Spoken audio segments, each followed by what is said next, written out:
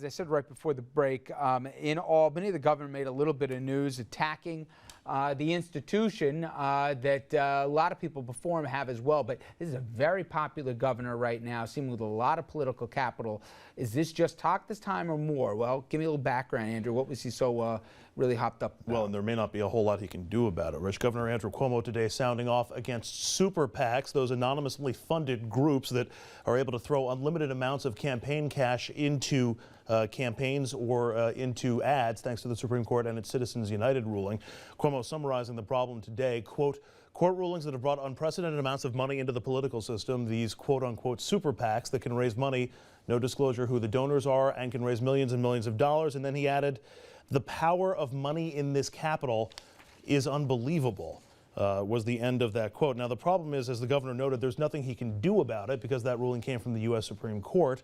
In fact, Governor Cuomo noted a pair of proposals getting some attention that have been thought to maybe reduce the level of money in politics, like public financing of campaigns or lower donation limits. But as Cuomo himself mentioned, both of those proposals would actually make super PAC money more important, not less, because, Rich, when there's less money getting in from individual donors, that makes the super PAC money that much more critical. Is it unbelievable how much? Oh, it's pretty sick. I mean, I think that an example, and I you know, these things are just tough for 30-second sound bites, but there's something called out of network where, you know, you think you have insurance coverage, you do have insurance coverage, you go to a hospital to save your life, and you think your insurance company is going to cover it.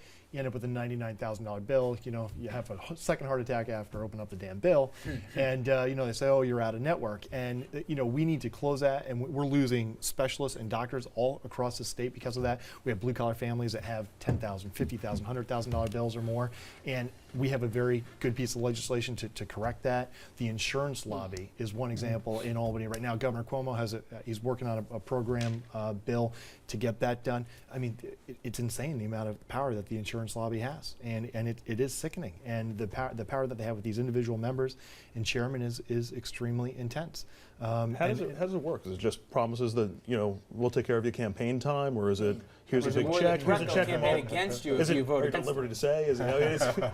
I mean, I'll say this. I've only been up there for, you know, I guess it's 6 years now, and it's amazing how hard it is to get something good done, and how difficult it is to get something good done, and the amount of power that these large industries have. The teachers' unions are very powerful as well. The insurance lobby is extremely powerful. We're talking about multi-billion-dollar industries on hydraulic fracturing. We've seen that, especially in other states, but that influence has come to bear in New York State. And when you take a typical voter who's writing a letter to the editor and you compare that to a multi-billion-dollar industry, that gives some chairman $1 million over. Here's how it works. You asked, how does it work in Albany? One, you don't have any sunlight. There's really no media coverage, really, of Albany. And just to keep going, remember how it used to be? Right. There used to be a room where you couldn't get a chair if you were covering it. Now, there's about 2 guys, maybe 3 guys, who cover for all the dailies for the entire state that actually still cover Albany. So that's number one. That's number one. Number 2 is everyone up there. No, I'm not saying this, Senator, but everyone up there knows the letter, this is important, knows the letter of the law.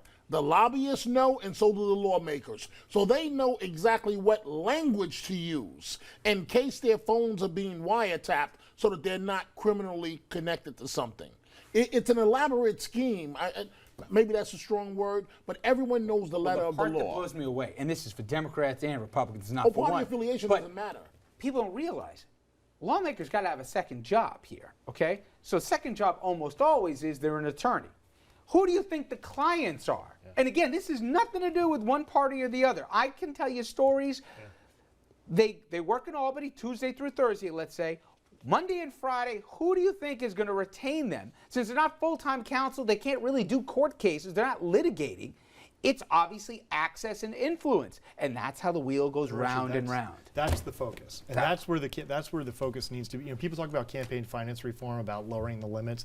You can do that all day long. You go online, you can see where my grandmother, God rest her soul, how much money she gave me. That's not where the corruption is. The corruption is what you're talking about, through the not-for-profits, through the law firms, and through the private corporations, and none of that is disclosed. And Andrew, we have some poster children that kind of fit the bill, right? Well, yeah. Actually, the person who actually fits that second job problem that you mentioned, Joe Bruno, is the second person I'm going to mention in this. First up is disgraced former state senator and convicted girlfriend abuser Hiram Montserrat.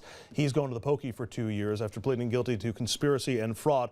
When he was a city councilman in New York, he By got the way, this news just from this week. right, It's not like we're going right, back months. right. This is just Well, this week, the girlfriend Right. abuser, yeah, that's Yeah. older. But he got New York City to send 109 grand to a Latino group in his district. That group then spent the money to try to get Montserrat elected. And here's my favorite part of that story. This was in 2006, and Montserrat, the Democrat, lost that election, so he couldn't even make it work for him.